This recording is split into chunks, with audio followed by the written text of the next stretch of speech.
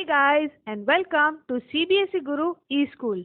और फिलहाल हम क्लास 9 के मैथमेटिक्स का सिलेबस कंप्लीट कर रहे हैं एनसीईआरटी के टेक्स्ट बुक के अकॉर्डिंग। आज का हमारा वीडियो क्लास 9 के chapter 5 introduction to Euclid's geometry का थर्ड वीडियो है, थर्ड लेसन है।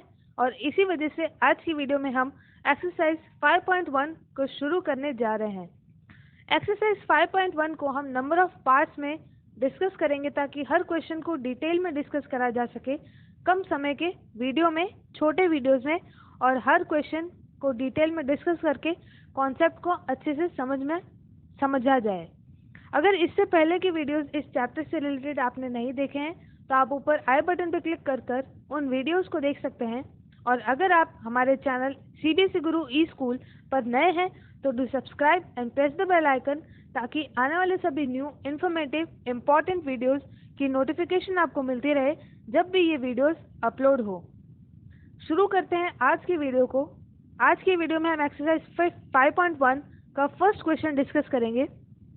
The first question says that which of the following statements are true and which are false.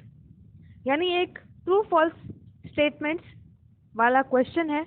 इसमें हमें स्टेटमेंट्स को, गिवन स्टेटमेंट्स को एनालाइज करके ये बताना है कि ये स्टेटमेंट्स ट्रू है या फॉल्स है।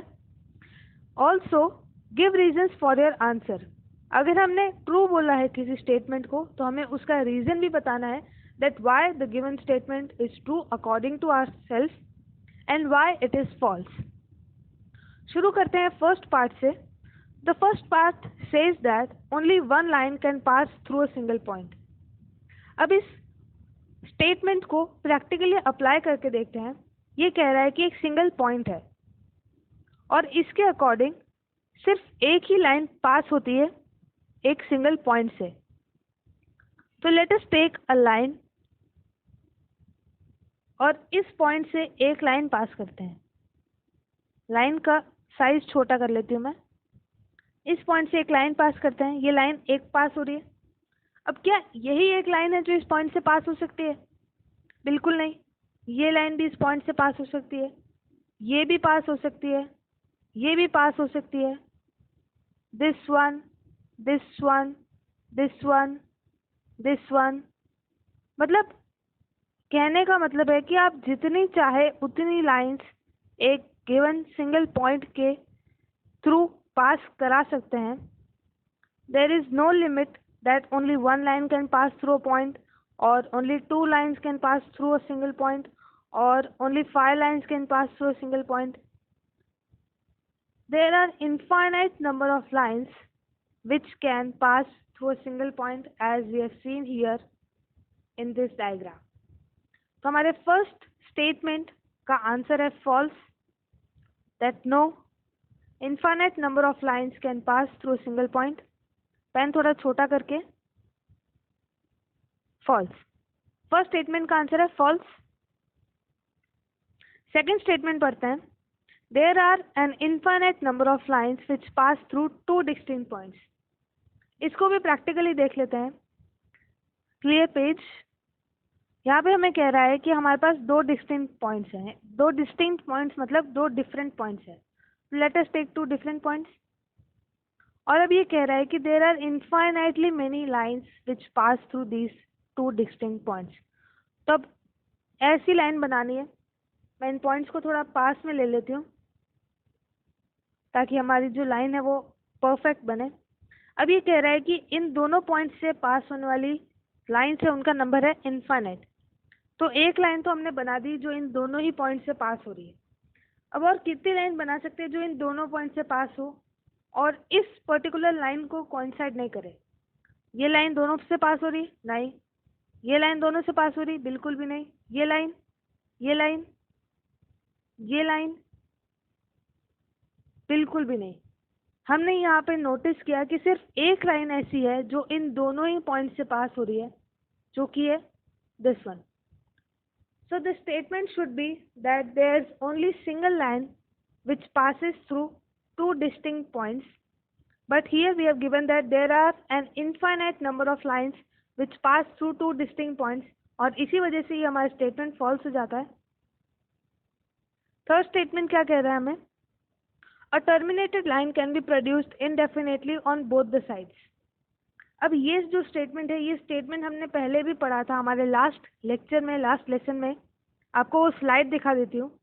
हमारा जो पोस्टुलेट 2 है, सेकेंड पोस्टुलेट है, उसका स्टेटमेंट यही है that a terminated line can be produced indefinitely.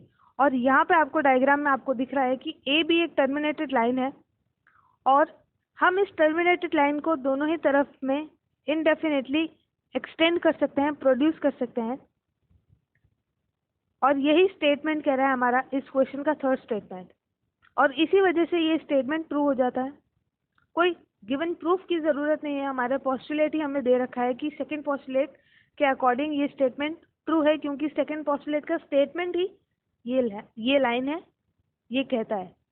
Fourth जो पार्ट है हमारा वो क्या कह रहा है, if two circles are equal then their radii are equal. इसमें कह रहा है कि अगर दो सर्कल, हमारे पास दो गिवन सर्कल है, let us take circles 1 and another circle 2। अगर ये दोनों सर्कल आपस में बराबर है, यानी इनका area A1 is equal to area A2। बराबर का तो यही मतलब होता है सर्कल के बराबर का, और एरिया हमें पता है पाई आर स्क्वायर होता है, pi R1 square let and pi R2 square. Pi से पाई कट जाएगा तो R1 square is equal to R2 square which gives R1 equals to R2। तो अगर दो सर्कल आपस में इक्वल है, यानी उनका एरिया बराबर है, तो उनके रेडियाई भी बराबर होंगे, because area is a term of radii. Area को रेडियाई के थ्रू ही मेजर किया जाता है। तो इसीलिए हमारा जो फोर्थ स्टेटमेंट है वो भी ट्रू होगा, that if two circles are equal then their radii are equal. Fifth part जो हमारा है उसमें एक फिगर दे रखा है। फिगर में if A B is equal to P Q, यानी A B is equal to P Q, A B is equal to P Q. अब मैं कलर चेंज कर लेती हूँ। And A B is equal to X Y, A B is equal to X Y. तो पूछा है कि क्या P Q equal to X Y है? नहीं। अच्छा, इसमें कहा है कि if A B is equal to P Q and P Q is equal to X Y, तो क्या A B is equal to X Y होगा? यह हमारा गिवन स्टेटमेंट है क्वेश्चन के अकॉर्डिंग। तो हम हमारे लास्ट लेक्चर्स को याद करते हैं, जो हमारा फर्स्ट लेक्चर था उसको याद करते हैं। उसमें हमने एग्जाम्स पढ़े थे, और एग्जाम्स में पहला ही एग्जाम हमने ये पढ़ा था that things which are equal to the same thing are equal to one another.